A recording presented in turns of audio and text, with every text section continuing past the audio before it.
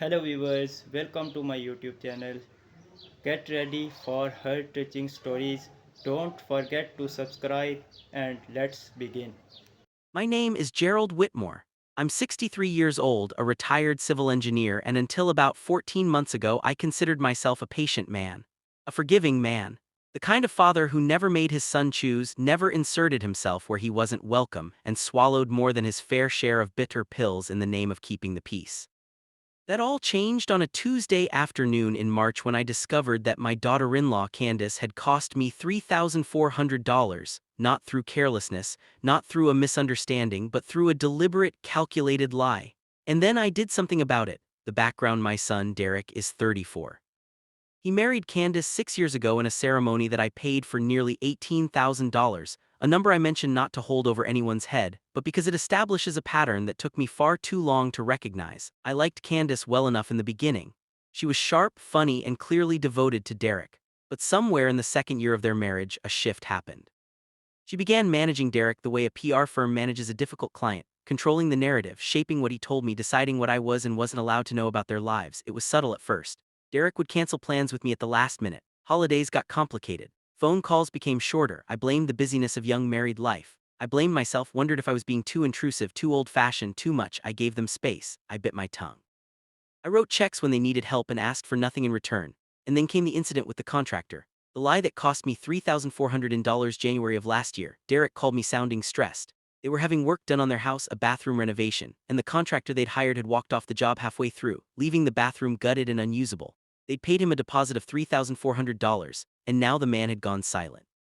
"Dad, do you know anyone?" Derek asked. "Someone trustworthy. We don't know what to do." I did know someone. My old friend Hector Ruiz had been a licensed contractor for 30 years. I'd referred him to a dozen people over the decades and never once heard a complaint. I called Hector that same evening, explained the situation, and vouched for my son and daughter-in-law personally.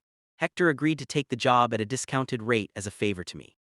But here's the part I didn't know until later. Candace had already found another contractor, a friend of her mother's, before Derek ever called me. She had in fact already signed an agreement with this person. Derek's call to me wasn't a genuine request for help.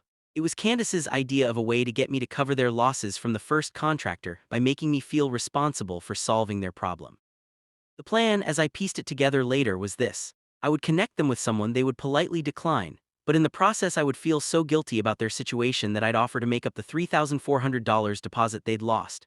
Except the plan went sideways when Hector actually showed up. Derek, apparently not fully briefed on the scheme, enthusiastically agreed to let Hector do the work.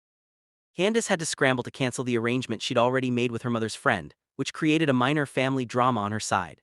Then 3 weeks into Hector's work, Candace decided she didn't like the tile Hector had suggested, tile that she had approved in writing, and demanded he redo a portion of the floor at no charge. Hector called me confused and frustrated. He said the woman was being unreasonable and seemed to be looking for reasons to withhold payment. I went over there. What I found out when I arrived: Candace was cool as a cucumber. Derek looked like a man who hadn't slept in a week. Hector laid out the situation professionally: the approved plans, the signed change order, the photographs of the completed work. The tile looked beautiful. Anyone with two eyes could see that. Candace's complaint was, to put it plainly, invented. I kept my composure. I paid Hector the remaining balance myself, $2,100 on the spot, because the man had done nothing wrong and I wasn't going to let my vouching for this family cost him a dime. Then I asked Derek to walk me to my car. Standing in their driveway, I asked him point blank what was going on. And Derek, to his credit, or perhaps because he was simply too exhausted to maintain the fiction anymore, told me everything. The original contractor hadn't stolen the deposit. Candace had filed a chargeback dispute with their credit card company, and the $3,400 had already been returned to them 2 weeks earlier. They hadn't lost anything. The whole story had been constructed to put me in a position where I'd feel compelled to open my wallet.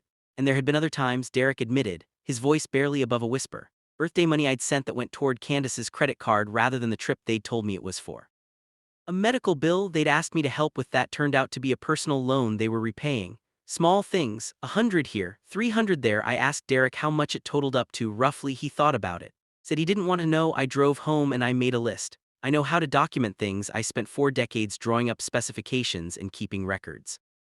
By the time I was done, I had cataloged over $11,000 in help I'd provided based on stories that were partially or entirely untrue. I sat with that number for a long time. The decision: I want to be clear about something. I was not interested in revenge. I am not at heart a vindictive person. What I wanted was for the behavior to stop, and for Derek to understand that I was not a resource to be managed. I was his father. I also wanted Candace to understand that I was not the oblivious old man she seemed to think I was. So I did something that felt radical to me at the time, but in hindsight was simply honest. I wrote them both a letter. Not an email, a real letter typed and printed on paper, mailed with a stamp. In the letter, I did not yell. I did not call Candace names or make accusations about her character. I simply laid out line by line with dates and amounts every instance I had documented. I used the tone I would use writing a project report. Factual, clear, unemotional. At the end of the letter, I wrote three things. First, I told them I loved them and that nothing about this changed that. Second, I told them that I would no longer be providing any financial assistance of any kind for any reason for a period of 2 years, and that after that period, any request would need to be made directly to me by Derek in person with full transparency about how the money would be used.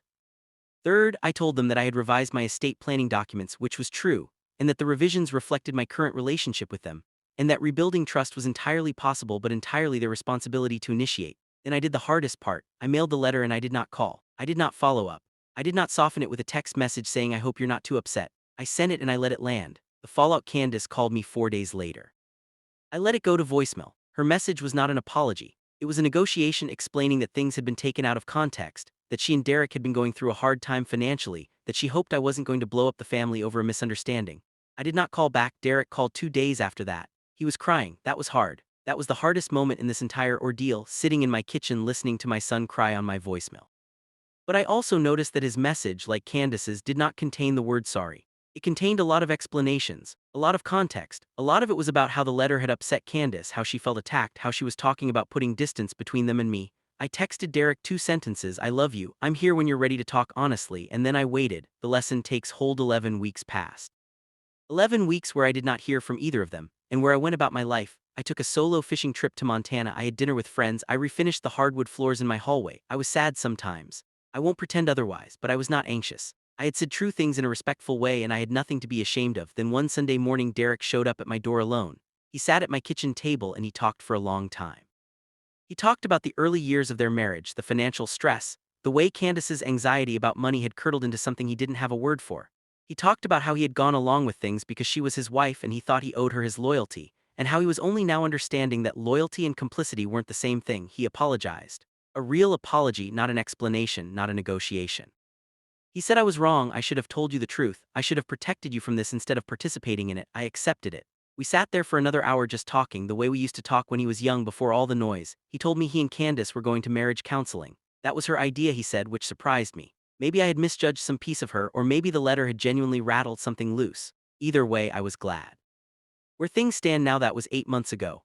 Derek and I have had dinner 9 or 10 times since, sometimes at his house, sometimes at mine, always just the two of us or with Candace present and behaving like a reasonable adult human being. She hasn't apologized to me directly. I am not holding my breath for that, and I've made peace with it. What she has done is stop the behavior entirely. I have not been asked for money in 8 months. The conversations are real. She looks me in the eye now in a way she often didn't before. I've also kept my word on every single thing I said in that letter. I have not offered money, I have not relented, and I have not pretended the letter never happened.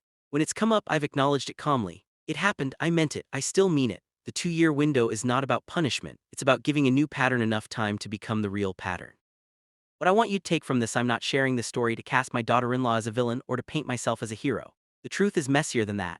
Candace grew up in a house where money was tight and manipulated and used as a weapon. She learned things she's still unlearning. Derek should have been braver sooner. I should have trusted my instincts earlier instead of always assuming I was the problem. What I want you to take from this is simple. Being kind does not mean being without limits.